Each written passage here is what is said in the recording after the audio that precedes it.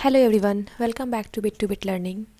So I hope you all are doing good. Okay, so आज का हमारा video lecture जो है वो ऑर्डर बाय क्लॉज पे है. इसके पहले मैंने बहुत सारे वीडियो लेक्चर बना रखे हैं. मैंने माईस्क्यूएल का प्लेलिस्ट भी बना रखा है, तो मैं उसके लिंक आपके डिस्क्रिप्शन बॉक्स में प्रोवाइड कर दूँगी ताकि आप उसको ईजिली एक्सेस कर पाओ. ओके, एंड इसके पहले जितने भी वीडियो लेक्चर्स थे उसमें मतलब मैंने बहुत अच्छे से एक्सप्लेन किया है. आप उसको आकर एक बार जाकर एटलीस्ट देखो, आपको समझ में आएगा.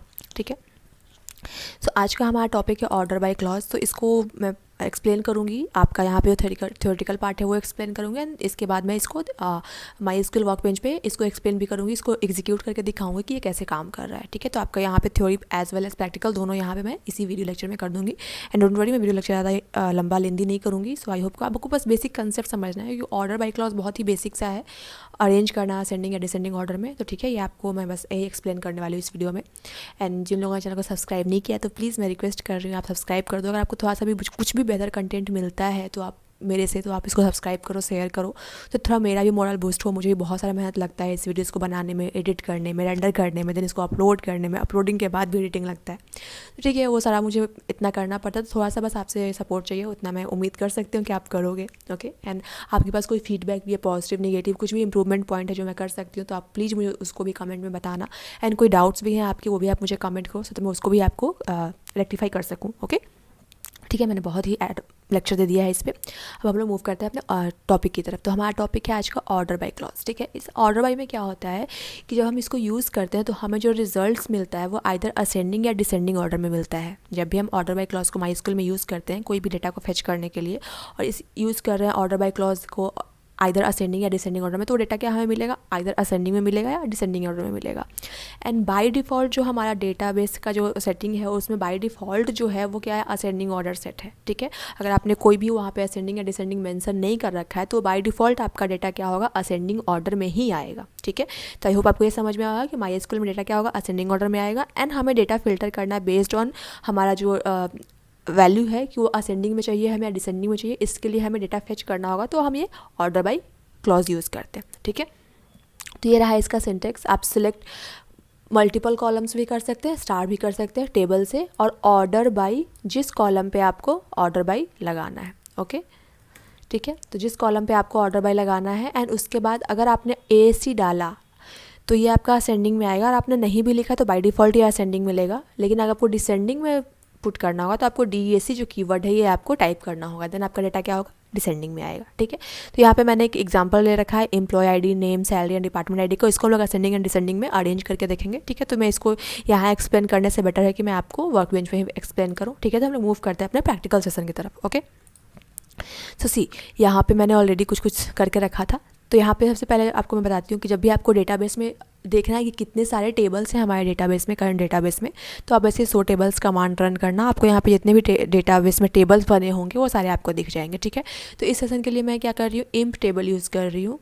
ठीक है, इस इंप टेबल में आप देख सकते हो कि 4 रिकॉर्ड है. इसको मैंने कम इसलिए लिया है सो दैट आपको असेंडिंग एंड डिसेंडिंग बहुत ईजिली तरीके से समझ में आए. अगर ज़्यादा डेटा होते हैं इसमें तो बहुत मेसी हो जाता है कभी कभी ये समझना. ठीक है, तो मैंने इसलिए स्मॉल डेटा सेट पे ही मैं समझाने की ट्राई कर रही हूँ. लेकिन जब आप इसको रियल टाइम में काम करते हो तो ये आपका डेटा हो सकता है करोर्स में भी हो सकते हैं. ठीक है, तो उससे आपको उस डेटा को डील करना होता है. तो उसके लिए आपको असेंडिंग या डिसेंडिंग में कोई डेटा चाहिए होता है. मान लीजिए कोई आपका रिक्वायरमेंट है, आपको लास्ट का कुछ डेटा चाहिए जो कि आपका नीचे का कुछ 15-20 डेटा चाहिए, तो आप करोर्स को ऐसे स्क्रॉल करके तो नहीं जा सकते, राइट. तो आप क्या करोगे, उसमें असेंडिंग या डिसेंडिंग ऑर्डर जो भी हमारा नीड रहेगा उसके अकॉर्डिंग हम लोग वो यूज़ करेंगे और हमें एक्यूरेट डेटा मिलेगा. ठीक है, तो हम लोग बढ़ते हैं. तो मैंने क्या कर दिया, हमारे पास इंप टेबल का डेटा है. अब हमें क्या चाहिए, हमें इसको असेंडिंग और डिसेंडिंग में करना है. तो हम लोग सिलेक्ट स्टार कर रहे हैं टेबल से, किससे, इंप से. इसको क्या कर रहे हैं, ऑर्डर बाय, ये हमारा क्या है, सिंटेक्स है ऑर्डर बाय. अब हमें किस कॉलम से करना है, तो लेट्स सपोज इंप ID है. ठीक है, और हमको इसको डिसेंडिंग ऑर्डर में चाहिए. क्यों, क्योंकि ये असेंडिंग ऑर्डर में ऑलरेडी है. अगर हम इसको ASC करते हैं तो यहाँ पे आपका कुछ चेंज नहीं होगा, 10, 20, 30, 40 ये ऐसे ही आएगा, बाय डिफ़ॉल्ट ही आएगा. ठीक है, अब हमको ये डिसेंडिंग में चाहिए तो क्या होगा, सबसे बड़ा वाला ऊपर चला जाएगा, उसके बाद उसके बाद उसके बाद. तो आई होप आपको ये डिसेंडिंग ऑर्डर समझ में आ गया होगा कि डिसेंडिंग ऑर्डर में कैसे हो सकता है कि आपको एम्प्लॉय ID पे नहीं, आपको डिपार्टमेंट ID डिसेंडिंग ऑर्डर में चाहिए.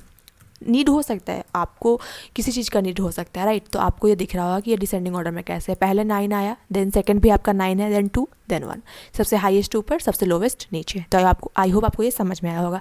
इसमें ये भी हो सकता है कि हमें कुछ कंडीशंस डालने हो सकता है कि हमें वही डेटा चाहिए जहाँ पे imp id इन का मैंने आपको यूज़ बताया है कि इन में क्या होता है, ये इक्वल टू की तरह होता है, बट यहाँ पे क्या होता है कि आप इसमें मल्टीपल स्टेटमेंट डाल सकते हो। आप यहाँ पे एक भी डाल सकते हो, लेट्स सपोज आप 20 भी डाल के ऐसे रन करोगे ना, तो ये आपका रन होगा, ठीक है। लेकिन यहाँ पे अगर आपको मल्टीपल्स डालने हैं तो आप इसको मल्टीपल भी ये कर सकते हो, एंट्री यहाँ पे पुट कर सकते हो। जैसे मैं यहाँ पे लेट्स सपोज मुझे 20, 40 एंड 10 ही चाहिए, मुझे 30 का नीड नहीं है, मुझे ये रिकॉर्ड नहीं चाहिए, ठीक है। बस मुझे ये 3 रिकॉर्ड चाहिए, और जिसमें से क्या होना चाहिए, इसका डिपार्टमेंट आईडी मुझे डिसेंडिंग में चाहिए। तो इसको अगर हम लोग रन करते हैं तो क्या करेगा, पहले 20 ये डेटा फेच करेगा, ठीक है। उसके बाद क्या करेगा, डिपार्टमेंट आईडी के अकॉर्डिंग ये क्या करेगा, इसको डिसेंडिंग ऑर्डर में ये कर देगा।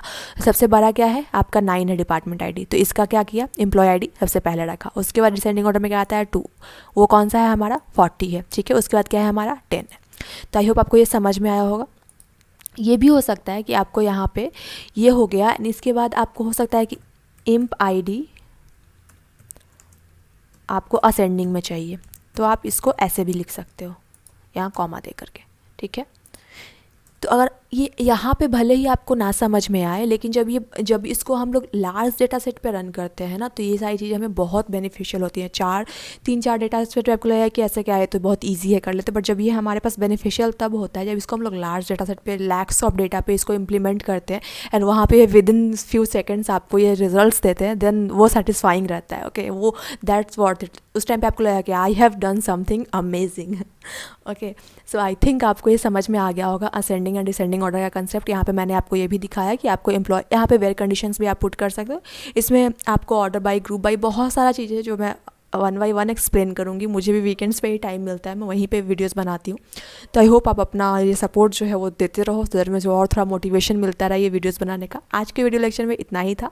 सो इतना आप देखो, इसको सीखो, कुछ डाउट्स है, कुछ भी पॉइंट्स से आपको लगता है कि मुझे ऐड करना चाहिए, आपके कुछ कंसर्न्स हैं, आपके कुछ क्वेरीज हैं, आप मुझे कमेंट करो, मैं ज़रूर आंसर करूँगी, ओके।